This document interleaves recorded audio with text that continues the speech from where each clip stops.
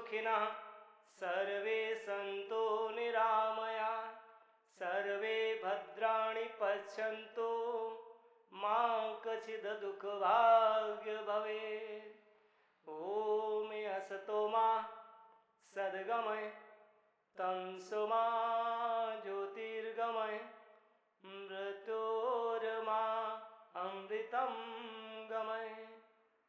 ओम। और आज हम आपको सनातन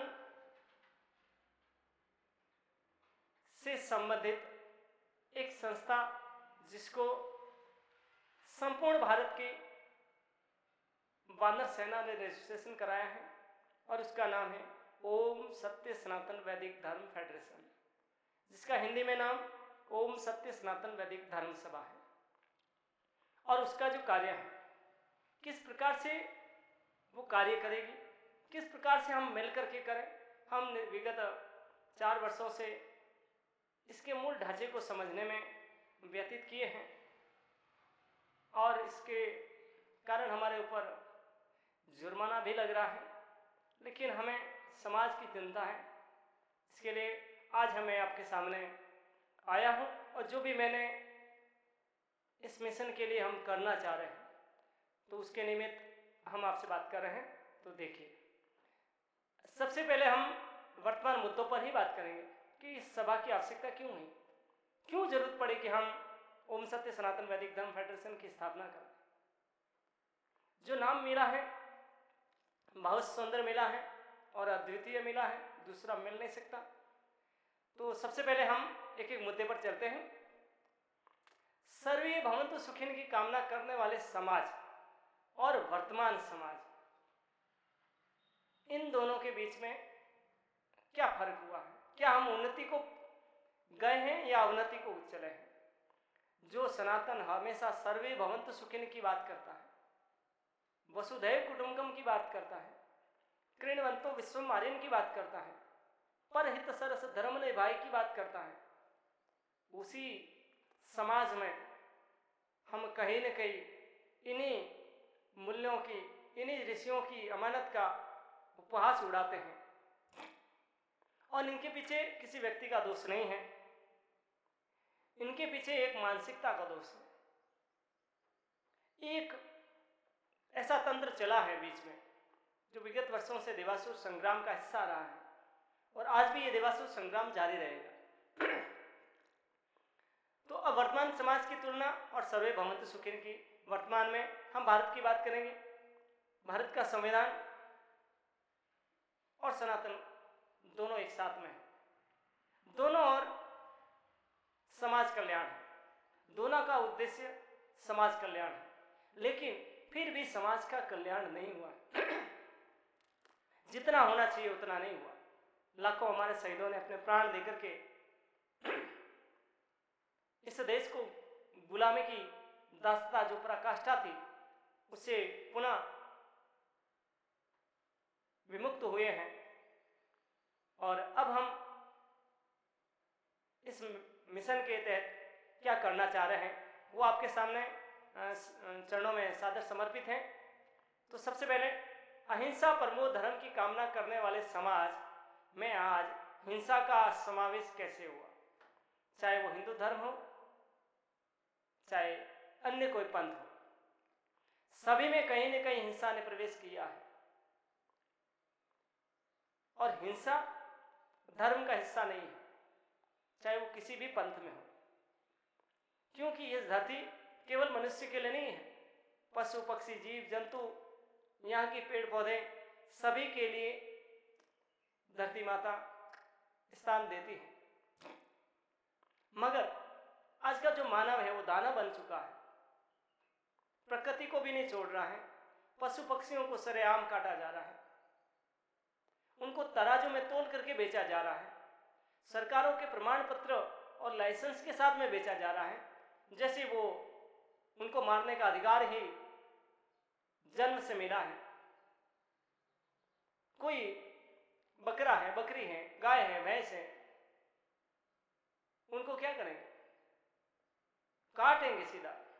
तो क्या उन जीवों के साथ में हमने न्याय किया है, फिर हम कह सकते हैं कि हम सनातन का हिस्सा है। अगर आप ऐसा करते हैं तो आप सनातन का हिस्सा होंगे ही नहीं। क्यों? कि सनातन सर्वे भवन्तु सुखिन की बात करता है, सभी की प्रसन्नता की बात करता है, सभी के निरोग होने की बात करता है, किसी के भी भाग्य में दुख न हो इसकी बात करता है। और आप तो किसी को दुख तो क्या, उसको काट करके ही खा जा रहे हो। ये राक्षसी गुण को आपको त्यागना हो। इसके लिए हमने ओम सत्य सनातन वैदिक धर्म फेडरेशन की स्थापना की। हम सब ने समान रूप से इसका किया कि हम कुछ अच्छा करें, अपना जीवन रहते ही हम कुछ अच्छा करें, वरना ये जीवन तो अपना खत्म होने वाला है, नश्वर है। इसीलिए मैं सभी संतों से, जितने भी विद्वान हैं, आज बहुत सारे प्रश्नों के उत्तर मैं दूंगा। तो अब चलते हैं अपन जो मुख्य कारण है। आज एक वर्ग समाज विभिन्न वर्गों में बंट गया, चाहे वो पंथ हो, चाहे अमीर गरीब की खाई हो, ऊंच नीच हो, लेकिन समाज की व्यवस्था बिगड़ी है। समाज में आधे लोग सुखी हैं, आधे लोग दुखी हैं, चाहे वो किसी भी पंथ में हो, किसी भी मजहब हो। वह इस धरती माता, इस वसुधा के सभी पुत्र हैं। आज देखिए, किसी को 2 रोटी मिल रही हैं, किसी को रोटी के लिए संघर्ष करना पड़ रहा है, और किसी को इतनी रोटी मिल रही है कि वह कुत्तों को खिला रहा है। और कुछ ऐसे हैं परिवार जिनको बहुत सारा, और कुछ को मांस, मदिरा, शराब, दारू, भांग, जुआ सब खिलाया जा रहा है। और कोई एक व्यक्ति नहीं है, पूरा शासन तंत्र है। आज युद्ध के कगार पर खड़ी है दुनिया, और ये सात्विक शक्तियां जो है वो मौन धारण करके बैठी है। आप सब किसका इंतजार कर रहे हैं? आपको स्वयं उठना पड़ेगा, इस देवासुर संग्राम का हिस्सा बना पड़ेगा। चलो, तो अब हम सनातन से जुड़े हैं, तो हम सनातन के हिसाब से इस समाज को देखेंगे। और समाज का अर्थ आप ये मत लगाना कि मैं किसी जाति की बात कर रहा हूं। मैं समाज शास्त्र के अनुसार जो समाज है, मैं उसी की बात कर रहा हूं, जिसके बिना व्यक्ति अपना जीवन यापन नहीं कर सकता। मैं उस समाज की बात कर रहा हूं। जिसके बिना व्यक्ति का जीवन ही नहीं चल सकता, मैं उस समाज की बात कर रहा हूं। एक जाति के बिना एक व्यक्ति का जीवन चल सकता है, मगर समाज के बिना व्यक्ति इस धरती पर सही ढंग से रह नहीं सकता। इसलिए हमें समाज को समझना पड़ेगा। अब समाज को समझने के लिए सबसे प्राचीनतम जो ग्रंथ है ऋग्वेद, इस धरती का सबसे प्राचीनतम ग्रंथ है, उसको आधार मानेंगे कि हमारे ऋषि मुनि किस प्रकार से समाज को देखते थे और क्या उनकी वर्तमान में आवश्यकता है, क्या उसके आधार पर हम सभी को सुखी कर पाए, एक भी व्यक्ति के आंखों में आंसू ना हो। तो चलिए अब हम ऋग्वेद के उसी मंत्र को देखते हैं और उस मंत्र के भाव को समझते हैं। ऋग्वेद में एक मंत्र आता है, उस मंत्र के अकॉर्डिंग कहते हैं कि जो मुख है वो ब्राह्मण है। पूरे समाज को 4 भागों में विभाजित किया है और हम सब ऋषि मुनियों की संतान हैं, उन महान पुरुषों की संतानें हैं। तो अब देखिए, जिस ब्राह्मण को उन्होंने शीश को ब्राह्मण माना, इस पूरे समाज को शरीर माना है कि जिस प्रकार से ये शरीर का बैलेंस चल रहा है, ठीक उसी ढंग से इस समाज का बैलेंस चलना चाहिए। अगर कहीं शरीर में इम्बैलेंसिंग होगी, शरीर का संतुलन बिगड़ा, तो फिर समझें कहीं ना कहीं कोई न कोई अंग आपका दुखी हो रहा है। जबकि यहाँ पे सर्वे भवन्तु सुखिन को सभी से ऊपर रखा गया है। अब देखिए, तो इस शरीर को संभालने के लिए बाहर क्या दिया है? शीश को काम दिया है पूरी निगरानी करना, इसको ट्रेनिंग देना, इसको उच्चता की ओर ले जाना। अब देखिए, तो ब्राह्मण का काम क्या है? चाहे पैर में दर्द हो, चाहे हाथों में दर्द हो, चाहे पेट में दर्द हो, या खुद स्वयं के अंदर दर्द हो, वह सबसे पहले मुख के द्वारा बाहर निकालेगा। और देखिए, अब समझिए, सिर है वो ब्राह्मण है, क्षत्रिय, वो भुजाएं हैं, जो पेट है वो वैश्य वर्ग है, और जो नीचे का हिस्सा है उसे शूद्र वर्ण माना है। और वर्तमान में बहुत सारे लोग दुष्प्रचार करते हैं। तो आज मैं आपको इसका क्लियर बता देता हूँ जो मैंने समझा है यहाँ तक। अब समझिए, ये जो ब्राह्मण है इसकी तुलना किससे की है? तो वर्तमान में जो ब्राह्मण है वो कौन है? ये भी प्रश्न होता है, शूद्र कौन है, लेकिन ब्राह्मण कौन है, क्षत्रिय कौन है, वैश्य कौन है, इनका भी तो होना चाहिए ना। तो चलिए, सबसे पहले जो ब्राह्मण वर्ग है वो जितना भी हमारे साधु संत हैं जो वर्तमान में वेशधारी है, जिन्होंने घर त्यागा है, जो समाज के लिए वानप्रस्थ से आगे बढ़े हैं, जितने भी सरकारी विद्यालयों में शिक्षण कराने वाले शिक्षक गण हैं, आचार्य गण हैं, अध्यापक हैं, टीचर्स हैं, शास्त्री हैं, व्याख्याता हैं, प्रोफेसर हैं, और भी जो शिक्षण कार्य में लगे हैं जिससे उनकी आजीविका चलती है, वह सब ब्राह्मण वर्ण में आता है। यह सत्य सनातन वैदिक धर्म फेडरेशन की ओर से कहा गया है। अब सुनिए, जब ये पूरा शिक्षक वर्ग है तो इसका काम क्या है? समाज को दिशा देना। तो जितने भी साधु संत हैं, हमारे टीचर्स हैं, जो बच्चों को पढ़ाते हैं, उनको आगे भविष्य के लिए तैयार करते हैं, तो ये सब ब्राह्मण वर्ग है। चाहे वो किसी भी जाति के टीचर्स हो सकते हैं, वो ब्राह्मण वर्ण के अंदर ही आते हैं, उनका काम है शिक्षण कार्य करना। अब दूसरा है वैश्य वर्ण, क्षत्रिय वर्ण। अब क्षत्रिय वर्ण के अंदर क्या है? भुजा। तो भुजा के अंदर क्या है? इस शरीर की सुरक्षा करना। अब सुरक्षा लड़ाई से भी होती है, पांव दबा करके भी की जाती है। तो क्षत्रिय का कार्य क्या है? क्षत्रिय का कार्य है शरीर को सुरक्षा देना। अगर सिर में दर्द है तो दबाएगा कौन? हाथ दबाएगा। अगर सिर में कोई डंडा मार रहा है तो बचाएगा कौन? हाथ बचाएगा। अगर मुख को धोना है तो कौन धोएगा? हाथ धोएगा। अगर पेट में दर्द है तो कौन दबाएगा? हाथ ही दबाएंगे। अगर पैरों में दर्द है तो कौन दबाएगा? पैर दबाएगा। अगर पैरों में कांटा लगा, शूद्र वर्ण, जिसको शूद्र वर्ण माना है, उसमें अगर कोई कांटा लगा है तो कौन निकालेगा? हाथ ही निकालेगा। आदेश कौन करेगा? जब दर्द होगा शूद्र को तो वो सीधा ब्राह्मण को कहेगा, मुख को आदेश करेगा कि मेरा दर्द है, मेरे पाँव में कांटा लग गया है, तो वो सीधा हाथों को आदेश करेगा, इस शूद्र का इस पैर का कांटा निकालो, उसे दर्द में मदद करो। और गोली खानी होगी खारी, तो फिर किसके मुंह, कहाँ पे खाएगा? जो खारी है वह सबसे पहले मुख के अंदर जाएगी। और किसके लिए जाएगी? उस शूद्र वर्ण के लिए जाएगी। उसका कर्तव्य है कि शूद्र तक दवा पहुंचाने हैं। तो खाएगा कौन? मुंह खाएगा, और जो इतना भी खारा है, मीठा है, वह सहन करेगा। इसीलिए हमारे साधु संत हैं वो सुख दुख से परे हैं। क्यों? कि उनको समाज को देखना है। अब वैश्य वर्ग का काम क्या है? और वैश्य वर्ग में वास्तव में हम तो जितना भी क्षत्रिय वर्ग में जो आते हैं वो हमारे राजा, जितने भी नेता हैं वर्तमान में, जितने भी न्यायाधीश हैं, जितने भी पुलिस हैं, जितने भी फौज हैं, और जितना भी रक्षा तंत्र है, वो सब हमारा आता है क्षत्रिय वर्ण।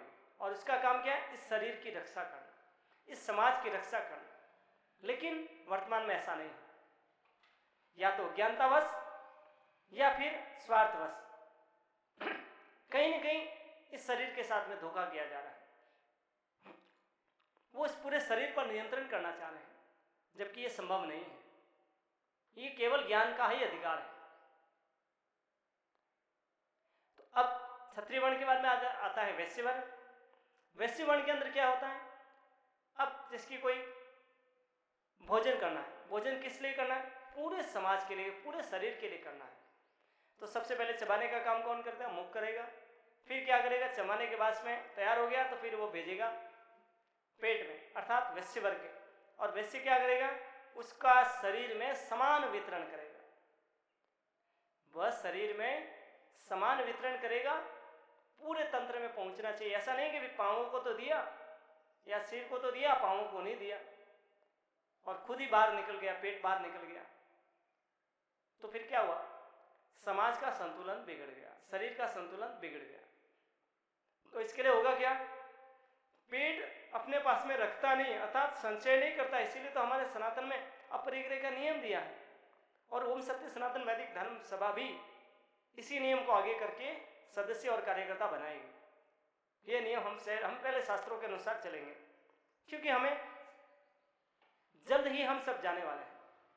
इसीलिए हम हो सके जितना भावी पीढ़ी को बचाएं, उसके लिए ईमानदारी के साथ में आगे बढ़े। यही आपका संन्यास है, यही आपका समाज सेवा है, यही सच्ची पूजा है ईश्वर की। अब चलिए, तो जो वैश्य के पास में जो खाना गया है तो वो क्या करेगा?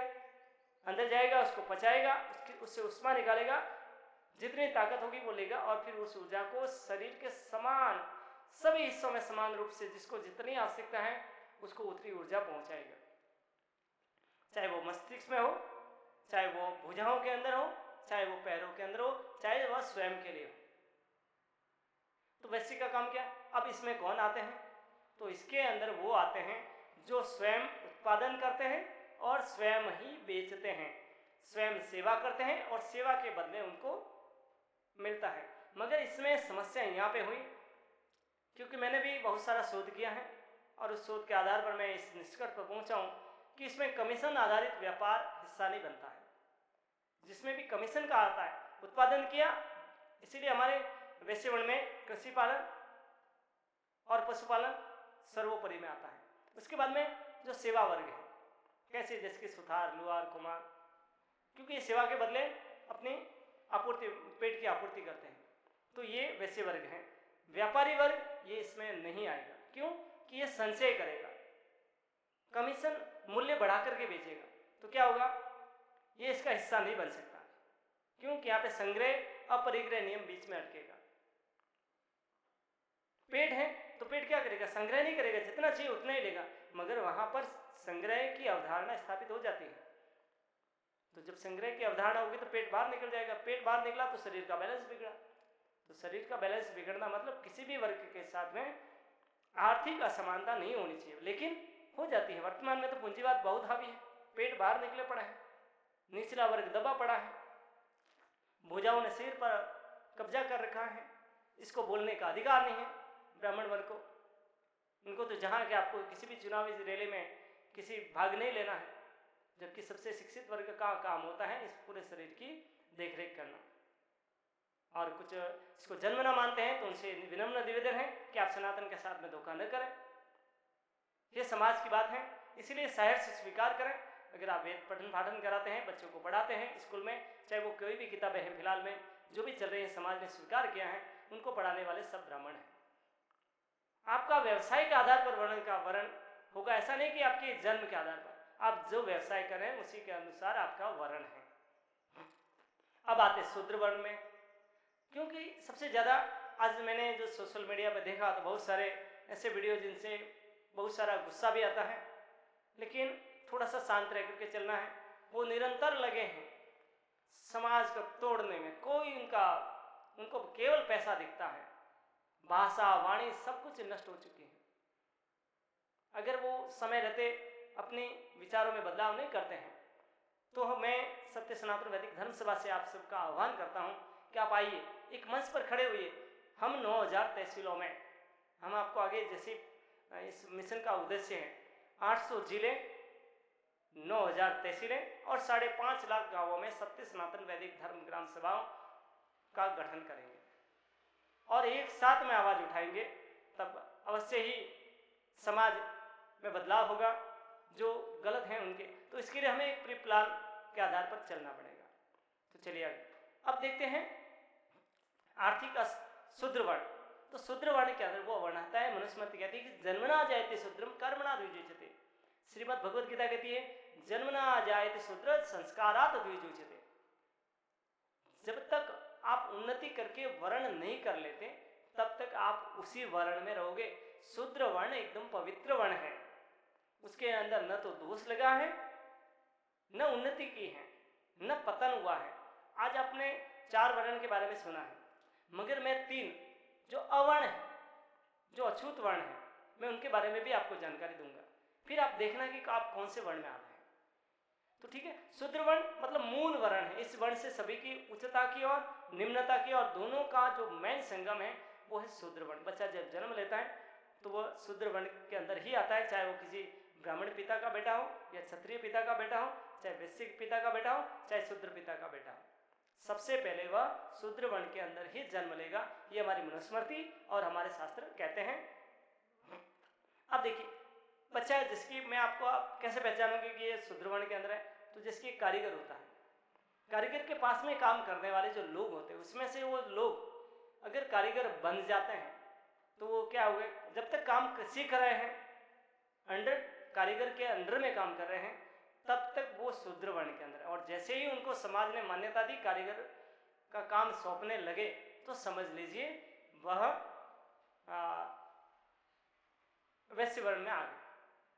और जिसकी को पढ़ाई कर रहा बच्चा तब तक वो ब्रह्मचारी कहलाएगा, और अगर नहीं गया है गुरुकुल में तब वह शूद्र रहेगा। और गुरुकुल में जाकर के अगर वह सरकारी सेवा में या रक्षा का कार्य प्रारंभ कर लें, समाज की रक्षा करना प्रारंभ कर दें, तो समाज उसे किसकी मान्यता देगा? क्षत्रिय की मान्यता देगा। क्योंकि प्रश्न यही आया था बीच में कि आखिर मान्यता देगा कौन। अगर वर्तमान में आपको इस प्रकार की जरूरत पड़ेगी तो हम तहसील स्तरीय कार्यशाला में इन सब कार्यक्रमों को करेंगे, जिसमें हम ब्राह्मण भी बनाएंगे, चाहे वो किसी भी जाति से हो। बड़े बड़े संतों के बीच में इस कार्यक्रम को चलाएंगे। हर तहसील में, भारत की 9000 तहसीलों में इस भेदभाव को, जो बाबा साहब अम्बेडकर इन सब की किसी न किसी कारण अपनों से रूठे हैं और उसके साथ उनके साथ में गलत किया है, और वो गलत मानसिकता जो जन्मना इसको अपना अधिकार लेकर के बैठे हैं, वो सनातन किसी के बपौते नहीं है, ये सनातन सबका है। इस पर जन्मना अधिकार न करें। कर्म के आधार पर हमारी जो वैदिक व्यवस्था है वो कर्मणा है, ये सबका सम्मान करता है। मैं मानस मंदिर का शिष्य होने के नाते और सत्य सनातन वैदिक धर्म सभा से जुड़े होने के कारण, और मेरा जन्म भी रामानंद संप्रदाय के अंदर हुआ है, तो मैं तीनों ओर से सुरक्षित हूं। फिर भी मैं जो ऋषियों ने कहा है उसी के आधार पर चलूंगा। मैं किसी दलित के घर पर भी खाना खा सकता हूं, बशर्ते वह सनातन के नियमों का पालन करें। ये मैं आप सबके सामने आज बात बता रहा हूं, मुझे कोई आपत्ति नहीं है। क्यों? कि हमारे शास्त्र हमारे साथ में है। अगर शास्त्र साथ में न हो तो समस्या हो जाए। अगर वह मांस मदिरा खान पान नहीं करता है, उचित आचार विचार है, तो कोई उनसे व्यवहार करने में वर्जित नहीं है। लेकिन वह अगर खान पान अशुद्धता की ओर है, जो सनातन में अभक्ष्य भोजन के अंदर आते हैं, वो करता है, समाज अपने लिए स्वार्थ के लिए धन संचय करता है, तो वो हमारे लिए त्याज्य है और हम उनके साथ में व्यवहार नहीं कर सकते, क्योंकि हमारे शास्त्र आज्ञा नहीं देते हैं। तो जो भी संस्था में जुड़ेंगे वो इन नियमों का पालन अवश्य करेंगे। और अगर ऐसा कोई है तो फिर सबका कर्तव्य है कि हमें सनातन को शुद्ध रखना है। हमें इसीलिए हमने आगे बताएंगे कि हमने 2 करोड़ की अधिकतम प्रॉपर्टी का एक नियम बना रखा है इस संस्था के अंदर, और फिर धीरे धीरे उसको कानून का अमली जामा, और इतना भी प्रयास करेंगे कि वह कानून का रूप ले ले, तो ठीक है। तो अब देखो, शूद्र वर्ण का समझ में आपको शायद आ चुका होगा। जन्मना जाए, जन्म से जितने भी लोग हैं जन्म लेते हैं वो शूद्र वर्ण के अंदर ही जन्म लेते हैं। उसके बाद में वो ऊपरी ओर जाते हैं, तब क्रमशः द्विज बनते हैं। याद रखना, द्विज के अंदर 3 आते हैं। द्विज का अर्थ होता है दूसरा जन्म। पहला जन्म माँ देती है और दूसरा जन्म पिता गुरु देता है। अब गुरु देता है तो गुरु ब्राह्मण भी बना सकता है। अब एक कारीगर किसका गुरु? एक मजदूर का गुरु कारीगर होता है, तो वो भी गुरु की पदवी पे है। तो ब्राह्मण, क्षत्रिय और वैश्य, ये तीनों वर्ण द्विज कहलाते हैं। इनका दूसरा जन्म, पहला जन्म माँ ने दिया, दूसरा जन्म जो जीवन जीने के लिए खड़ा करना है वो गुरु का काम है।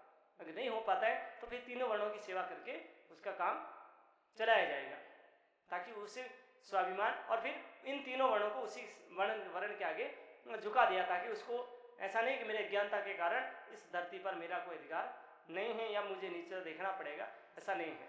ये तीनों वर्ण उस शूद्र के आगे नमन करते हैं। अब समझिए तीसरा, निम्न वर्ण कौन है? क्योंकि आपने 4 वर्ण का तो सुना है, जो उच्चता की ओर है उनका ही नाम लिया जाता है, निम्नता की ओर है उनका नाम नहीं लिया जाता है।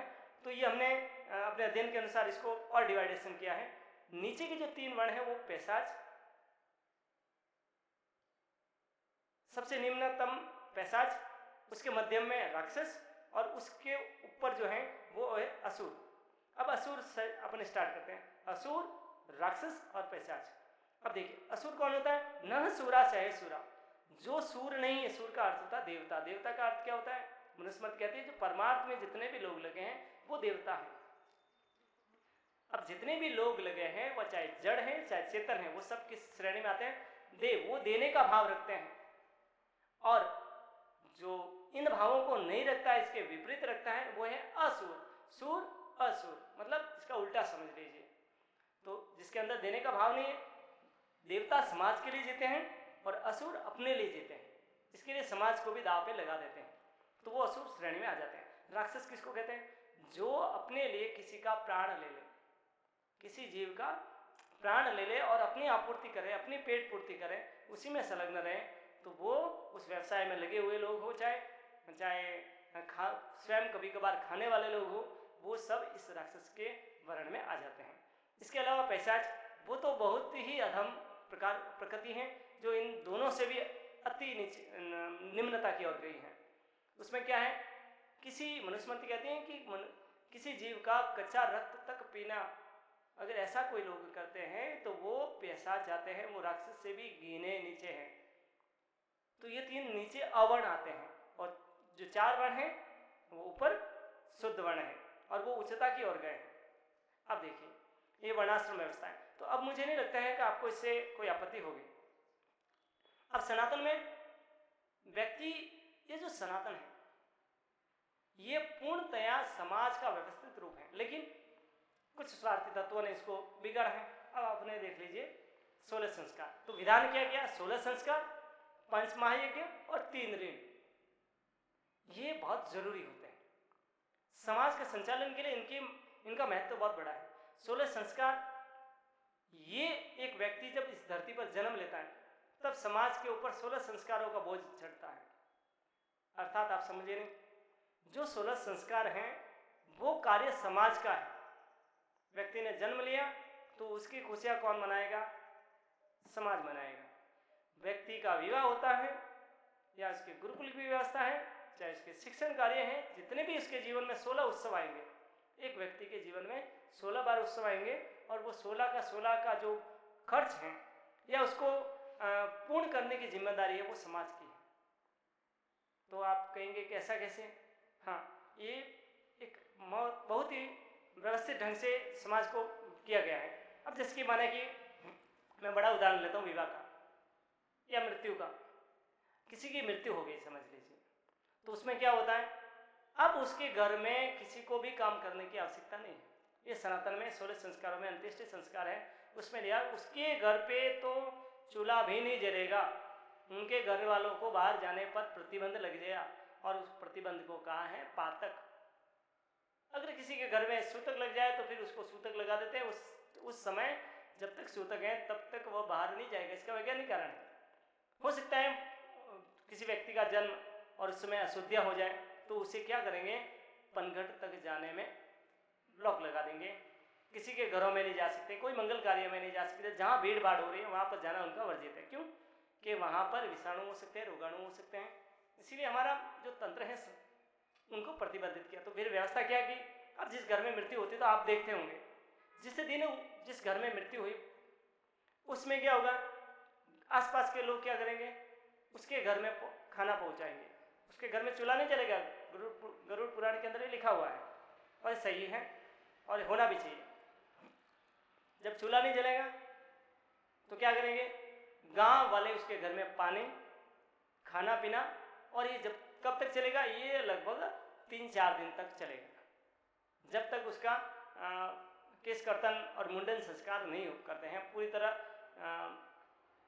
एक सभा करके उनको इस पातक से मुक्त नहीं करते हैं, तब तक ये चलेगा। 3-4 दिन तक गले वाले ये कार्य करेंगे। अब देखिए ये कर दिया, दूसरी बार उसके घर पे खाना बंद कर दिया, तीसरा उसके घर में यज्ञ हवन करके साफ सफाई करने का कार्य, आसपास के गले वालों के लोग मिलकर के साफ सफाई करेंगे ताकि उसका घर शुद्धिकरण। फिर उसके घर में हवन होते हैं 2-3 दिन, और क्योंकि उनके घर वालों को काम नहीं करना, ये काम तो समाज करेगा, समाज का दायित्व है, तो आसपास के लोग मिलकर के उसके घर में करेंगे। और अंतिम दिन जब 3-4 दिन हो जाएंगे, शोक कम हो जाएगा, तो धर्म सभा की जाएगी, शोक सभा की जाएगी और उसमें उनको उस पातक से मुक्त किया जाएगा। कैसे किया जाएगा, देखिए उसके घर में जो भी दाना पानी है उसको किलो भर या जितना भी हो सकेगा घर में पकवाएंगे, उसका चूल्हा जलाएंगे। चूल्हा जलाने के बाद उसका घर पर वो खाना बनाएंगे चूल्हे पर। उसके बाद में सभी लोग बैठेंगे, गांव गली आसपास रिश्तेदार जो भी हैं वो बैठेंगे, और वो जो दाना पानी है हमारे यहाँ पे जिसकी राजस्थान में है तो उसको घुंगरी मुट्ठी कहते हैं, और वो फिर हाथ में लेंगे और उसके बाद में 1-1, 2-2 दाने खा करके उसके घर पर अन्न खाना स्टार्ट कर देंगे। उसके बाद में रही बात, ये तो घर के अंदर खान पान स्टार्ट कर दिया। अब कुछ लोग ब्राह्मण को जिमा भोजन करवाते हैं, ताकि वो भी एक ब्राह्मण से ज़्यादा नहीं है, और उसके बाद में भी वह ब्राह्मण उसके घर पर देकर के आना है, न कि उससे लेकर के आना है। अगर खाया है तो उसको कुछ देना है। क्यों? कि ब्राह्मण खाने के बाद में लगता है कि हाँ पूरा शुद्धिकरण हो चुका है। क्योंकि विद्वान व्यक्ति अगर उसके घर पर देखता है अगर कमी है तो वो नहीं खाएगा, ये नियम है। तो शुद्धता होगी। या गली वाले खा गए, उनको एक एक अन्न खाया, लेकिन जो बाहर से लोग आए फिर उनके लिए खाना बनाने की जिम्मेदारी उस गली वालों की है, उस समाज की है। जो उसके रिश्तेदार हैं, आसपास का जो समाज है, वह भोजन की व्यवस्था स्वयं करेगा। और इसके लिए क्या करेंगे वो, उस समय आजकल वर्तमान में क्या होता है उसमें पैसा दे देते हैं कि भाई वो 50 रुपये 100 रुपये, जबकि ऐसा नहीं। पहले यह पूरी तरह बंधित था कि भाई घुंगरी मुठी, जिसको आज राजस्थान की भाषा में कहते हैं, तो वो क्या करते हैं फिर उसमें जिस घर में भोजन करते हैं, जहाँ पे सुख संतप्त परिवार है, तो उसमें वो जिसके 300 रुपये प्रति व्यक्ति जमा कराएंगे। तो इससे क्या होगा, जो आयोजन हुआ है उसका खर्च निकल जाएगा। पहले ऐसा नहीं था। पहले उस प्रत्येक घरों से जिसके घर में भी मृत्यु हुई है, तो आसपास के जो भी लोग हैं, रिश्तेदार हैं, जिनके लिए उस व्यक्ति ने त्याग किया है, वो व्यक्ति उसके लिए त्याग करेंगे। अन्न, आटा वगैरह जो भी है करके तैयार करके, जो भी रिश्तेदार बाहर से आएंगे उन सबको खिला करके भेज देंगे। तो उसके घर का एक भी खर्चा नहीं लगना चाहिए। वो केवल एक का मैंने बताया है, जिसके व्यक्ति को जलाएंगे तब सब लोग क्या करेंगे, एक एक लकड़ा अपने घर से लेकर के जाएंगे। अब उसको लकड़े लाने की जरूरत नहीं, खोदने वाला खोदेगा, कपड़े उसको कफन पहनाने वाला कपड़े करेगा, सब कुछ व्यवस्थित समाज पर सिस्टम था। अब क्या होगा, पूरी तरह हो गया। तो देख लीजिए 16 संस्कारों में इसी ढंग से विवाह है। तो विवाह के लिए क्या मायरा क्या चीज है, वो मामा उस लड़की जिस घर से निकली है, तो उस लड़की के परिवार के लिए कपड़े कौन लेकर के आएगा, उसका भाई लेकर आएगा। उस घर का कोई भी हिस्सा नहीं लगेगा, क्योंकि ये 16 संस्कार समाज की जिम्मेदारी है। तो कभी जब आप बात करेंगे, और इसके लिए सब कुछ समाज पर निर्भर है। 16 संस्कार किसकी जिम्मेदारी है, समाज की है। खान पान है तो जिसकी बंदोली होती है, तो उसमें बंदोली में क्या होगा, वो दूसरों के घर पे जब जिस दिन विवाह स्टार्ट हो जाएगा उसके दिन उसके घर पर खाना तो दूसरे लोग ही बनाएंगे, या अपने घर पे बुलाएंगे उसके परिवार को, आज हमारे घर पे खाना, आज हमारे घर पे खाना, आज हमारे घर पे। तो इस ढंग से 7 दिन का तो वो हो गया। उसके बाद में जो ब्राह्मण है वो आएगा, मंगल फेरे करवाएंगे। आज का जो हुड़दंग होता है, आज विवाह नहीं होता है, आज हुड़दंग होता है, इसको विवाह कहा ही नहीं जा सकता। और इसी के चक्कर में तो टूटते हैं। पहले ये समाज की जिम्मेदारी थी, तो कोई व्यक्ति विवाह तोड़ता नहीं था। लड़की अगर घर में गृह प्रवेश कर गई तो वह गृह स्वामिनी बन जाएगी, उस घर की मालकिन बन जाएगी। लेकिन वर्तमान में ऐसा नहीं है। वर्तमान में तो मालकिन को वापस निकाला भी जा सकता है, अर्थात वास्तविकता में वह मालकिन नहीं बनती है। इसीलिए हमारे सनातन में ओम सत्य सनातन वैदिक धर्म फेडरेशन ये अगर कि बैनर तले वो विवाह होता है, तो उसकी संपूर्ण जिम्मेदारी समाज की होगी। और हम ऐसा प्रयास करते हैं कि आप संगठित होइए, ताकि विवाह टूटने का झंझट बंद हो जाए। लड़की एक बार गई तो फिर वह उस घर से नहीं निकलेगी, क्योंकि लड़के तो दूसरी शादी कर लेते हैं, मगर बच्ची बेचारी कहाँ पे जाए। 1-2 बच्चे हो गए उसके, तो फिर उसके साथ में अन्याय होता है, और ये समाज देखता है, कानून उसको तलाक का दे देता है। जबकि सनातन में तलाक का कोई विधान नहीं है। वह सीधे घर की मालकिन बन जाती है, गृह स्वामिनी, फिर वो जैसा करेगी वैसा चलेगा, क्योंकि अन्याय उसके साथ में ज़्यादा होता है। माँ अपने बेटे को लेकर के नहीं जा सकती। इस पर अपन बहुत ज़्यादा, जब भी सच्चा का विषय हुआ, 16 संस्कार या गोद भराई है, तो उसमें क्या है, आसपास गली वाले गोद के अंदर फल फूल क्यों लाते हैं, ताकि इसको पौष्टिकता का आहार मिले। पूरा जो सिस्टम है, हम आपको जब संस्कार का एक वीडियो जब आप कहेंगे तो बताएं, अवश्य बनाऊंगा, तो उस पर हम देख करके आप आगे चलते हैं। पंच महायज्ञ, अब समाज ने तो अपना दायित्व निभा दिया, तो अब आपका कर्तव्य क्या है, पंच महायज्ञ आपका दायित्व है। कोई भी समाज का बंदा आपके घर पे आया, तो उसके लिए आपको पलंग से उठ करके खड़ा होना है, उनको कम से कम हाँ ना देना है, उनका स्वागत अवश्य करना है। ऐसा नहीं कि भाई पाँव धो करके करो, जैसे आपकी श्रद्धा है उस अनुसार कर सकते हैं।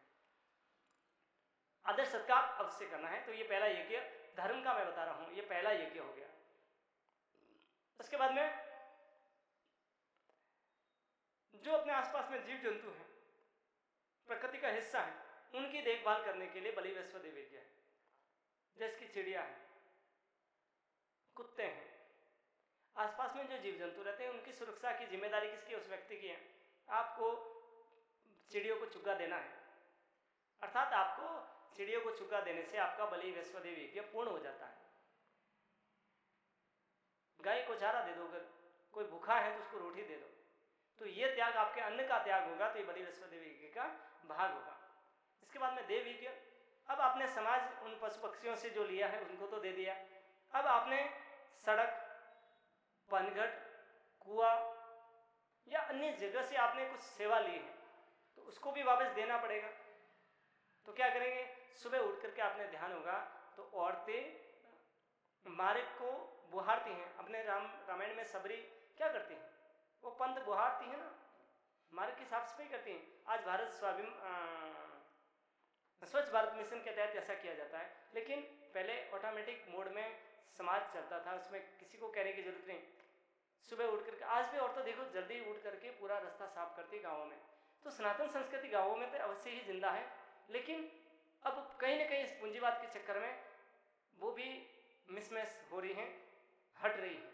तो जितनी भी बहनें हैं, माताएं हैं, वो अपनी सनातन संस्कृति के लिए देवी शक्ति से मैं आह्वान करता हूं कि आप आइए उन परंपराओं को पुनः जीवित रखें, वरना अपन बहुत कुछ खो चुके होंगे जब समाज पूरा बिगड़ जाएगा।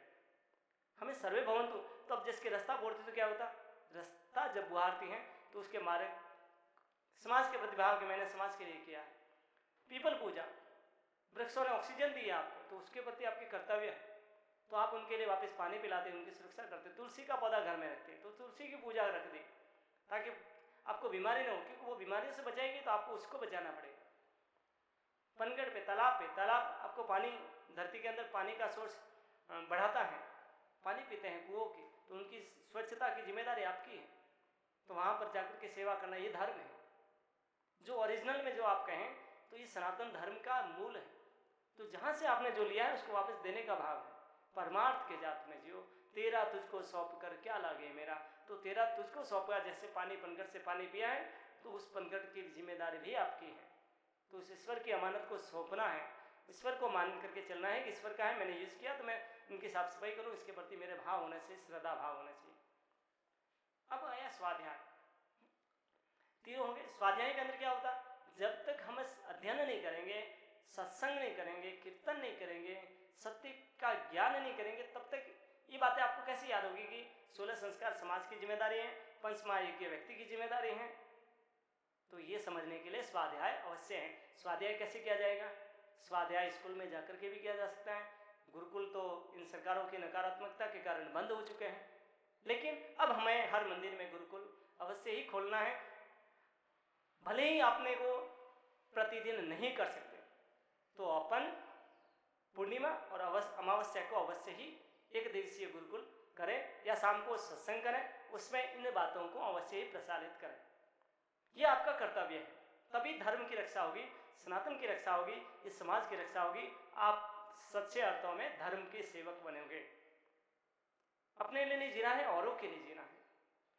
तो ये स्वाध्याय है। अब इसमें ग्रंथों की बातें पढ़ो, अच्छी अच्छी जो बातें हैं लोगों से सुनो। जरूर नहीं है कि हमें पढ़ना नहीं आता तो हम सुन नहीं सकते। जब देवनागरी का अभ्यास है तो आप पढ़ सकते हैं, दूसरों को सुना सकते हैं, क्योंकि आपने ग्रंथों से भी ज्ञान लिया है तो वापिस वह भी आपको निःशुल्क ही देना पड़ेगा। तो देने के लिए आपको सत्संग में जाना ही पड़ेगा और लेने के लिए भी आपको सत्संग में जाना पड़ेगा। तो दोनों को, देने वाले को भी गरज है और लेने वालों को। क्यों? कि आपने समाज से ज्ञान लिया, समाज आपने ज्ञान को बनाया नहीं है, तो जो समाज से लिया है उसे समाज को देना है और लेना भी जरूरी है। क्योंकि आपको 16 संस्कार और 5 महायज्ञ निभाने हैं। लोगों के साथ में कैसा व्यवहार करना वो सीखना है, तो सीखने के लिए सत्संग में तो जाना पड़ेगा। तो सत्य सनातन वैदिक धर्म सभा जो फेडरेशन है हमारा, वो प्रत्येक गांव में महिला सत्संग मंडली, पुरुष सत्संग मंडली और हर मंदिर गुरुकुल कम से कम अमावस्या और पूर्णिमा को अवश्य ही गुरुकुल के रूप में उसको प्रसारित करें, उस पृष्ठभूमि को तैयार करें, ताकि इस टीबी मखौले की जो शिक्षा पद्धति है इसको बदल करके आधुनिकता के साथ में कंप्यूटराइज्ड, जिसमें हर विषय पढ़ाए बच्चों को, और ऐसी शिक्षा पद्धति भारत में लागू हो, इसके लिए हम प्रयासरत हैं। लेकिन इसके लिए हम पृष्ठभूमि बनाएंगे आपके सहयोग से, हम सब मिलकर के करें। जरूर नहीं कि मैं जो बात कर रहा हूं मैं ज्ञानी हूं, मेरे अंदर भी गलतियां हो सकती हैं। अब समझिए आगे। महायज्ञ हो गए, इसमें शायद सब हो गए। इसके बाद में 3 ऋणी। अब जो मुख्य हैं वो 3 ऋणी, हमें वो भी समझना है। पितृ ऋण जिसमें माता पिता आचार्य, देव ऋण जो समाज, जो देवता लोग हैं वो समाज के लिए निरंतर जीते, जब राष्ट्र को जरूरत पड़ती है तब आपको प्राण त्याग के लिए उद्यत रहना चाहिए। मैं महर्षि दधीच जी का उदाहरण देख सकते हैं। हमारे जितने भी शहीद हैं उन्होंने देवताओं का ऋण उतारा है। जब जरूरत पड़े, नहीं है कोई बात नहीं, आप सौभाग्यशाली नहीं है, मगर जब सौभाग्य मिल जाए तो अवश्य ही इसमें मैदान में कूदना चाहिए। देव ऋण, ऋषि ऋण, और जो ज्ञान जहां से लिया है उसमें आप भी उन्नति करें, उस ज्ञान को बढ़ाएं, तो ये ऋषियों का ऋण भी आपके ऊपर से उतर जाएगा। ये मुख्य ऋण इनको माना है। ऐसा नहीं कि ब्याज पे पैसा दिया और लिया, वो तो बिल्कुल पूंजीवादी व्यवस्था है, आसुरी तंत्र का हिस्सा है। अब चलिए, वर्ण व्यवस्था और समाज को देखा, उसके बाद में आश्रम व्यवस्था। ऐसा नहीं कि अनुशासन नहीं, जितना सनातन में अनुशासन है इतना सुंदर व्यवस्था नहीं हो सकती। 25 वर्ष तक का जो निर्धारित समय है उसको ब्रह्मचर्य आश्रम में रख दिया गया कि आपको 25 वर्ष तक केवल उन्नति के लिए अध्ययन करना है। गुरुकुलों में जाकर के अपने से जहां पर भी उनको व्यवस्था मिली थी, और जब तक वो गुरुकुल में नहीं जाता तब तक उसको हमारे यहाँ राजस्थान में रुगरा कहते हैं, मतलब उसको हिस्सा ही नहीं मानते। उसके बाद में गुरुकुल में गया 25 वर्ष तक, उसके बाद में उसको गृहस्थ आश्रम में जाना पड़ता है, मतलब शादी विवाह करना पड़ता है। गृहस्थ आश्रम का पालन में आपको भी उत्पन्न किया तो आपको भी उत्पन्न करके समाज को पुनः मनुष्य देना है, तो वो दे दिया तो आपका गृहस्थ आश्रम से वो ऋण हो गया। जिन परिवार को पाला है आपका गृहस्थ धर्म है। इसके बाद में जब आप परिवार के सभी बीवी बच्चों से उनका बच्चों को विवाह के योग्य करके उनको संस्कार दे करके फ्री हो जाए, तब आपको वानप्रस्थ लेना चाहिए। अब वानप्रस्थ में क्या होता है, अब आपको धीरे धीरे परिवार की जिम्मेदारियों से हटना है और समाज की जिम्मेदारियों की ओर बढ़ना है। क्यों, अब आप परिपक्व हो गए हैं, समाज को जो 2 कार्य देने थे वो तो आप दे चुके हैं, अब आपको समाज सेवा के अंदर प्रवृत्त होना है। जीवन का अनुशासन समझिए। अब आप घर भी देखेंगे और समाज को भी देखेंगे, सामाजिक कार्यों में भी भाग लेंगे, क्योंकि पुत्र को अब कार्य सौंपना जरूरी है। वर्तमान में क्या होता है, पुत्र को नहीं सौंपते, अभी भी फैसला हम करेंगे, नहीं, आपको उत्तराधिकारी नियुक्त करना है, तुरंत करना है, जितना जल्दी हो सके आपको इस जिम्मेदारी, तभी आपकी आत्मा शांति करेगी, नहीं तो शांति नहीं करेगी।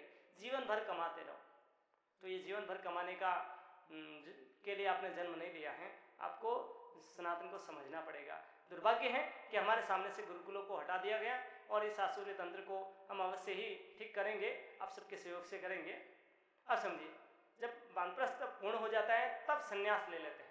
संन्यास, अब बोलेंगे कि बाबा जी बने, कोई जरूर नहीं। आप संन्यास में अब घर की चिंता नहीं और घर वालों को भी आपकी चिंता कम होगी, तो आप पूर्णतया समाज में प्रवृत्त हो जाएंगे, ताकि समाज आपको माने, आपको लगे कि मैंने समाज के लिए बहुत कुछ किया है। वरना आप केवल परिवार आपको याद रखेगा, बाकी कोई याद नहीं रखेगा, आपका जीवन निष्फल हो जाएगा। इसलिए आपको 75 के बाद में संन्यास धारण कर लेना चाहिए। संन्यास के बाद में जब आप मृत्यु का वर्ण करोगे तब यही लोग आपको श्रद्धा के साथ में विदाई देंगे इस धरती से। तो ये था जीवन का अनुशासन, किस ढंग से व्यक्ति जन्म लेता है और उस समय 16 संस्कार की जिम्मेदारी मैंने कहा है वो समाज का दायित्व है, तो समाज अंतिम में आपको विदाई देकर के इस समाज से ऋण हो जाते हैं। अब देखिए, अब वर्तमान में देखिए जीव हत्या, ये बहुत जरूरी है, क्योंकि हमारा मिशन जो सत्य सनातन है वो जागरूकता करना है। जहां पर भी गलती है, चाहे अपने अंदर गलती हो चाहे सामने वाले के अंदर हो, कहीं भी गलती है तो हमें उसे सुधारना है, सर्वे भवन्तु सुखिन की ओर ले जाना है। तो जीव हत्या, अब देखिए कोई गाय भैंस मुर्गा मुर्गी जिसका भी बच्चा है, आजकल हम क्या करते हैं, धर्मात्मा धर्म का तो चोला ओढ़ लेते हैं, धर्म की ओढ़ में छिपते फिरते हैं और फिर उधर मांस मदिरा की दुकान पर जाकर के भी वहां पर अगरबत्ती करते हैं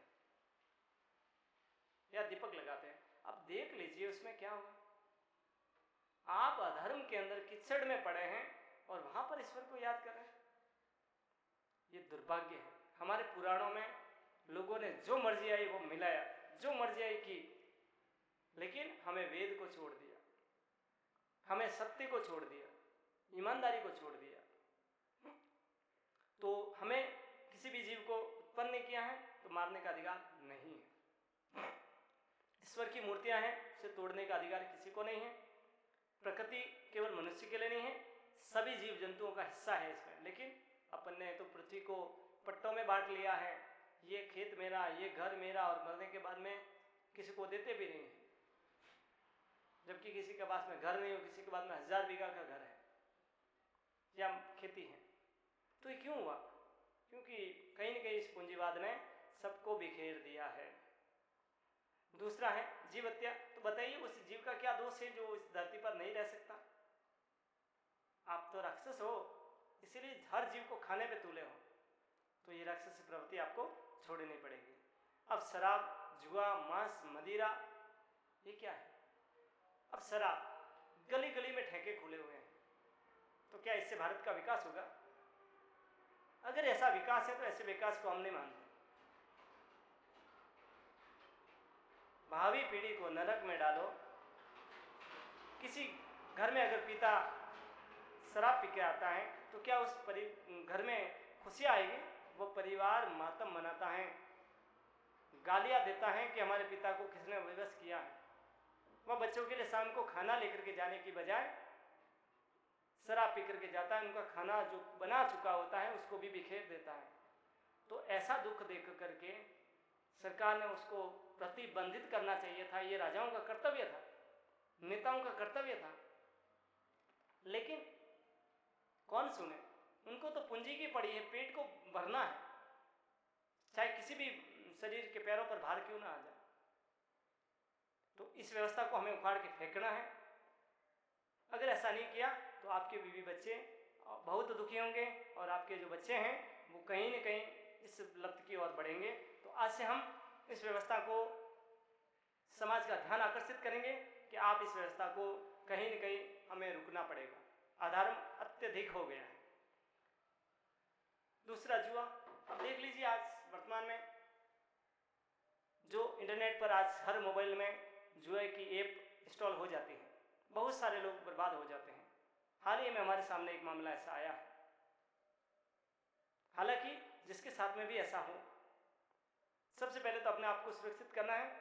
संस्था जब भी खड़ी होगी तो आपकी अवश्य ही मदद करेगी, लेकिन तब तक तो आपको इस अव्यवस्था का दुख झेलना ही पड़ेगा, जिसमें आपका स्वयं का दोष नहीं है। आपको तो फंदे के अंदर डाला गया है, एक जाल के अंदर गूंथा गया है। जिस प्रकार से किसी को पकड़ना हो तो उसके लिए पहले से जाल बिछाया जाता है, फिर उसको दौड़ाया जाता है, फिर वो अचानक उसमें पड़ता है तो जब फंस जाता है तब कहता है कि मैं तो फंस गया। तो वे क्यों फंसा? तो मैं दौड़ा इसलिए फंसा। अरे भाई, आपका दोष नहीं, आपको तो दौड़ाया गया है। आपके लिए पहले से सब व्यवस्थाएं बनी थी, आपको फंसाया है। ये समझिए इस व्यवस्था को। और जो भी ऐसे आशिक व्यवस्था है तो वो हमारी संस्था से अवश्य जुड़े, हमसे जुड़े। हमारी वेबसाइट है www.ossbds पर आप अपनी इस शिकायत को दर्ज कर सकते हैं, ताकि हमारी जो टीम है वो इस पर संज्ञान लेगी। अगर ऐसा कुछ हुआ है तो इस अधर्म को हम रोकेंगे, मिल करके रोकेंगे। अभी हमारी संस्था शुरुआती दौर में है। अब देखिए, मांस तो जीव आज गली में जो मांस खा रहे हैं उससे इनको ऊर्जा मिलती है। कैसी हमें पोथी पढ़ाई है। और उदाहरण देंगे, वो शेर तो मांस खाता है। अरे भैया, अगर एक जंगल में 25,000 भैंसें हैं तो उसमें 1-2 भैंसें तो अवश्य ही सप्ताह में मरेगी। तो उनको निपटाएगा कौन इस धरती से? उनको निपटाने के लिए उनका अंतिम जो मांस है वह सड़े नहीं, प्रकृति को गंदा न करे। इसलिए ईश्वर ने शेर जैसे मांसाहारी जीवों की स्थापना की है, ताकि वो उन जीवों को नष्ट करे, फिर अपघटक के रूप में पूर्णतया इस धरती से विदाई दें। लेकिन जीवित हिंसा नहीं करते थे। हमने ऋषि मुनियों के आश्रमों में सुना है कि शेर हिंसक नहीं थे। मरे हुए को निपटाना ये धर्म है, प्रकृति को शुद्ध करना धर्म है, लेकिन चलते जीव को मारना अधर्म है। लेकिन कहीं न कहीं मानव ने अतिक्रमण किया, और मानव ने अतिक्रमण के कारण ये प्रकृति में हिंसा का समावेश हुआ है। अब समझिए, अब युवा नेता हैं, उनको तो जो नेतृत्व करने की क्षमता रखते हैं, उन्होंने तो देखा कि इतने भ्रष्ट आचरण में हम कैसे अपने आप को खड़ा करें, साबित करें। तो हाँ, इसके लिए आपके साथ में ओम सत्य सनातन वैदिक धर्म सभा है। अब सुनिए, ओम सत्य सनातन वैदिक धर्म सभा ही क्यों? क्योंकि आपको सनातन का पूर्ण नाम यहीं मिलेगा, और जब तक एक नाम और एक ध्वज नहीं हो तब तक हम संगठित नहीं हो सकते, विभिन्न पंथों में बिखरेंगे। और ये जो ऐसा नाम ऐसा है जिसमें ये हम सबका नाम है। मैं कह रहा हूं तो इसका मतलब ये मेरा नहीं है, ये हम सबका है, मेरी बपोती नहीं है, ये हम सबका है, ऋषियों की अमानत है। हम जुड़ करके करें। अगर कोई दलित भाई है जो ये कहना चाहे कि नहीं हमें तो सनातन मानता, अरे नहीं, आप अपना अधिकार प्राप्त करो, हम आपके साथ में खड़े हैं, हम आपको गले लगाने के लिए तैयार हैं। लेकिन जो मांस मदिरा खाते हैं, चाहे वो उच्च वर्ण के अंदर हो, चाहे निम्न वर्ण के अंदर हो, या चाहे नीची जाति के अंदर हो, चाहे ऊंची जाति के अंदर, आपके कर्म सात्विक होने चाहिए। आप मांस मदिरा या अभक्ष्य भोजन का जो सनातन के विरुद्ध है आचरण नहीं करते हैं, तो हम आपको गला लगाने के लिए तैयार है। कोई नहीं लगाएगा तो मैं लगाऊंगा आपको, यह सनातन सभा आपको गले लगाएगी। हमारी जो वैदिक व्यवस्था है वो जन्मना नहीं है, वो कर्मणा है, कर्म के आधार पर तय होती है। अगर गलत कर्म करेंगे तो आपको उस वर्ण के अंदर डालेंगे, आप अच्छे करेंगे तो आप सम्मान प्राप्त करोगे। अब इसके साथ में ये जो जातिवाद है इस पर थोड़ी सी चर्चा कर लेते हैं। जातिवाद एक्चुअल में वास्तविकता में यह है श्रम व्यवस्था। वर्तमान में भारत में कोई श्रम व्यवस्था नहीं है, मगर पहले श्रम व्यवस्था थी, श्रम सर्वोपरि था, ज्ञान झुकता था। और अब जो श्रम व्यवस्था है उसको जाति व्यवस्था बना दिया, और जाति पता नहीं क्या बना दिया इन्होंने। जाति तो होनी चाहिए, मगर इसका मतलब ऐसा नहीं कि जाति के आधार पर भेदभाव हो, भेदभाव कर्म के आधार पर होना चाहिए, मगर उसको जाति के आधार पर कर दिया। तो ये बड़ा दुर्भाग्य है, हमें इस व्यवस्था को तोड़ना पड़ेगा। जो गलत कर्म करे उसको उसके साथ में भेदभाव अवश्य ही सरकार भी करती है। जैसे कि किसी ने गलत किया, चोरी की, तो उसको जेल में डाला जाता है, तो ये उसका हिस्सा है। छुआछूत और न्याय व्यवस्था, ये मैंने अभी आपको बताया है कि जो गलत करेगा उसके साथ में व्यवहार वर्जित, अर्थात छुआछूत वहाँ पे होती है। अगर कोई ईमानदार व्यक्ति है उसके साथ में, चाहे वो किसी भी जाति में है, अगर ऐसा कोई होता है तो फिर वो, अगर कोई व्यक्ति करता है तो वो पापी है। सनातन के अनुसार वह सनातन के नियमों को तोड़ रहा है, और हमें तोड़ करके सनातन को बदनाम नहीं करना है, उसको तोड़ना नहीं है, इस पर कि इस प्रकृति, इस सनातन सत्य को जिंदा रखना है। वर्तमान में ज्ञान और श्रम क्या है? आज वर्तमान में श्रम की कीमत नहीं है, वर्तमान में ज्ञान की कीमत है। जबकि पहले क्या था? ज्ञान की कीमत नहीं, श्रम की कीमत थी। दोनों को समान अधिकार दिए थे। ज्ञान झुकता था, ज्ञान अर्थात जो आचार्यगण हैं वो भिक्षा से अपना जीवन यापन करते थे, जबकि सबसे ज्ञानी होते थे वो, मगर वो झुकते थे। और वर्तमान में जो ज्ञानी है उनको सबको खरीद रखा है, चाहे वो टीचर्स हो, उनको पगार दिया है, वेतन दिया है, और वेतन के आधार पर उनको जो कहे वही बोलता है। तो कहीं ना कहीं उन शिक्षकों के साथ में अन्याय किया है, उनके स्वाभिमान को छला है। तो ये नहीं होना चाहिए था। वर्तमान में अगर कोई शिक्षक या टीचर्स किसी रैली में जाकर के खड़ा होकर के सत्य बयान करें तो उसको सेवा रूल के अंदर उनकी नौकरी पर खतरा हो जाता है। तो जब शिक्षक ही नहीं बोलेगा तो कौन बोलेगा? जब एक विद्वान नहीं बोलेगा तो कौन बोलेगा? समझिए, मैं शिक्षक वर्ग से आह्वान करता हूं कि आप जुड़िए हमसे और अपने स्वाभिमान को पुनः प्राप्त कीजिए। जब तक शिक्षक वर्ग, ये ब्राह्मण वर्ग है, ये अगर जिस दिन इस समाज के नेतृत्व तो समझेगा, आप देखते हो जैसे जब भी कोई ऋषि मुनि आते थे तो राजा खड़ा हो जाता था, लेकिन आज तो टीचर्स की इज्जत ही नहीं रही, उनको वो सम्मान ही नहीं दिया। आज एक नेता आता है तो टीचर्स लाइन में खड़े हो जाते हैं, जबकि ऐसा नहीं होता है। राजा झुकता था उन टीचर्स के सामने, उन आचार्य के सामने, उन ऋषि मुनि संतों के सामने, लेकिन वर्तमान में उल्टा हो गया तो समाज बिगड़ गया, समाज बिगड़ा तो वर्ग दुखी हो गए। ये मूल कारण है। अब आप देखो, विभिन्न काल महावीर स्वामी ने अपरिग्रह का बहुत बड़ा सनातन सुधार का आंदोलन था। जब देखा कि समाज बिगड़ गया, व्यवस्था बिगड़ी, तो ब्राह्मण का कर्तव्य होता है। क्षत्रिय वर्ण के थे अंदर, लेकिन उन्होंने ब्राह्मण वर्ण का चयन किया और ब्राह्मण बने, विद्वान बने, और उन्होंने अध्ययन करके समाज को पुनः अपरिग्रह का सिद्धांत दिया। उस सिद्धांत की ओर लौटने का आह्वान किया। लेकिन आज देखिए उनको मानने वाले ही अपरिग्रह नियम को तोड़ते हैं। केवल साधु संत बचे हैं जैन समाज में, बाकी सब मुझे नहीं लगता है 90% लोग इस नियम का पालन करते हैं, महावीर स्वामी की उन सिद्धांतों पर चलते हैं। बौद्ध धर्म में महात्मा बुद्ध ने क्या किया? माया का त्याग किया, लेकिन वर्तमान में ऐसा नहीं है। हिंदू धर्म में क्या है? अपरिग्रह धर्म के 10 मनुस्मृति के अंदर 10 के अंदर धर्म के लक्षणों के अंदर अपरिग्रह नियम आता है, लेकिन आज हम भी इस अपरिग्रह को तोड़ा है। तो जो समय है उसमें बीच में फिर शंकराचार्य आते हैं, फिर रामानंद आते हैं। रामानंद ने तो इस जातिवाद को तोड़ा है, जिनका मूल नारा था गुरुकुल में उनके साथ में जो गलत व्यवहार हुआ उस समय उन्होंने रामानंद संप्रदाय की स्थापना की। और जो ये पूरा जो हिंदू समाज है वह रामानंद संप्रदाय और उसी के बैनर तले आज भी खड़ा है। तो उन्होंने एक जो नारा दिया था वो आप सुन लीजिए कि जात पात पूछे नहीं कोई, हरि को भजे सो हरि का होए। तो जातिवाद का संपूर्ण विरोध किया था वो रामानंद थे। फिर उनके जो शिष्य थे पूरे भारत में फैल गए। रामानंद के शिष्य परंपरा में बहुत सारे लोग जुड़ गए और उन्होंने सभी को करके 36 कौम की स्थापना की। और इसके साथ में जब भी बड़े बड़े हुए तो रामानंद की इस परंपरा में कबीर, धन्ना, पीपा, रहीम, रविदास, मीरा इस गुरु शिष्य परंपरा का हिस्सा ही है। और फिर महाकवि तुलसीदास, जिन्होंने भी इस जातिवाद को तोड़ने के लिए सकल ऐसे एक चौपाई दी थी, सिय राम मैं सब जग जानी, करो प्रणाम जोरी जुग पानी। पूरे संसार को सीता और राम के रूप में देखा है, तो फिर भेदभाव कहां पे गया? लेकिन आज उनके ऊपर भी आरोप, हर एक संत को नहीं छोड़ा है, आपस में लड़ रहे हैं। इसके अलावा हमारे जो संत हैं बहुत से, वर्तमान में भी महर्षि दयानंद, स्वामी श्रद्धानंद को भूल जाते हैं। आपके लिए जो दलित समाज है, मैं उनके लिए विशेष कहता हूं कि आप हमसे खपा हैं।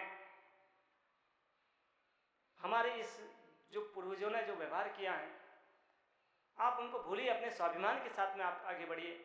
सनातन सभा आपको जगह देगी, आप आगे बढ़िए इसमें, क्योंकि शास्त्र हमारे साथ में, तो हमें किसी को डरने की जरूरत नहीं है। अगर शास्त्र हमारे खिलाफ होते तो हम अवश्य ही इस विषय पर, वो सर्वे भवन्तु सुखिन की बात करते हैं, तो फिर किसी के साथ में ऊंच नीच का भेदभाव कैसे कर सकते हैं?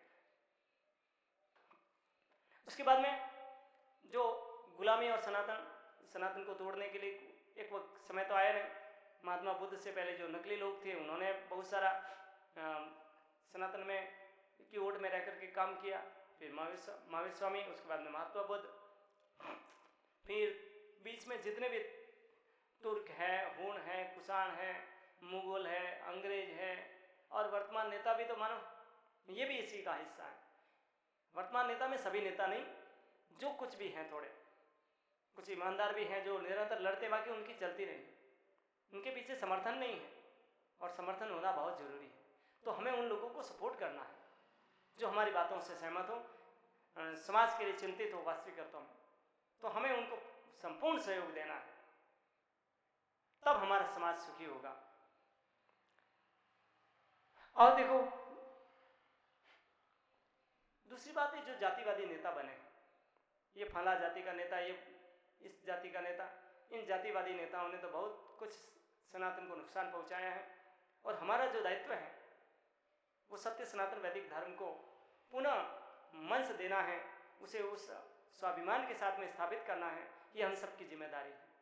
इसलिए जिसको भी हमारी ये बातें अच्छी लगे या सत्य लगे तो हमसे अवश्य ही संपर्क करें। हमारी वेबसाइट www.ossvideos.com है। अभी हम आर्थिक तंगी से गुजर रहे हैं, तो इसलिए आप जो सहयोग करना चाहें वो कर सकते हैं। संस्था का अकाउंट नंबर इस स्क्रीन पर दिया जाएगा। और हमें भी अत्यधिक संपत्ति नहीं चाहिए। हम स्वयं संकल्प करते कि हम 1 करोड़ से अधिक संपत्ति संचय नहीं करेंगे, जीवन भर इससे कम के अंदर ही रहेंगे, जितना हो सके कम रखेंगे, ताकि हमें इस जाल से मुक्त रखा जाए। और जो भी आगे बढ़ना चाहे उस ढंग से चले, ताकि गृहस्थ धर्म का भी पालन हो और सनातन की भी रक्षा हो, राष्ट्र की भी रक्षा हो। सभी सुखी हो, पशु पक्षियों की भी रक्षा हो, किसी की भी आंखों में आंसू ना हो। इसी के साथ में आप सबको हमारी अगर बातें अच्छी लगी तो इस चैनल को सब्सक्राइब करें और स्वयं अपने गाँवों में संगठित होना शुरू करें। हम जो 35 राज्य हैं, 8 राज्य या 12 राज्य हमसे पहले से जुड़ चुके हैं। संतों से विशेष निवेदन है कि आपको हम विनम्र निवेदन करते हैं कि आप इस सभा का कमान संभालिए। समाज आपका प्रतीक्षा कर रहा है और जो टेक्नोलॉजी के अंदर हैं, शास्त्रों के अंदर हैं, वो हम मिलकर के सहयोग करेंगे। बिना टेक्नोलॉजी के आगे नहीं बढ़ा जाएगा। और जो तो शिक्षक वर्ग हैं उनसे भी आह्वान करते हैं कि आप आइए, अपने स्वाभिमान को पुनः स्थापित कीजिए, क्योंकि हम सबकी जिम्मेदारी है कि समाज और भावी पीढ़ी अगर खतरे में है तो उसकी जिम्मेदारी, सबसे बड़ी जिम्मेदारी शिक्षक वर्ग की होगी, क्योंकि सबसे ज्ञानी वर्ग वही है। इसके बाद में वैश्य वर्ग हैं तो उसका तो पालन वो करता ही है, लेकिन जो पूंजी संचय वाले हैं वो कृपया इस विषय को समझिए। हमारे सनातन को सख्त आवश्यकता है। तो धन नहीं चाहिए, हमें तन चाहिए। धन तो हमें क्या करना है, लेकिन आप अपने गाँवों में खड़ा कीजिए। जो थोड़ा बहुत काम है वो चल जाएगा। आपको लगे ये करना चाहिए, वो कर लीजिए। ये सनातन न मेरी बपोती है न आपकी बपोती है, हम सबका है। और जो नेता हैं वो भी इस बात को अवश्य समझे। जो हमसे जुड़ना चाहे, अब आपको नेतृत्व करना है, महाराणा प्रताप की तरह, वीर दुर्गादास की तरह, भक्त मीरा की तरह लड़ना है। समाज की स्थिति तक पहुंचाना है। इसी के साथ में ओम सत्य सनातन वैदिक धर्म की जय।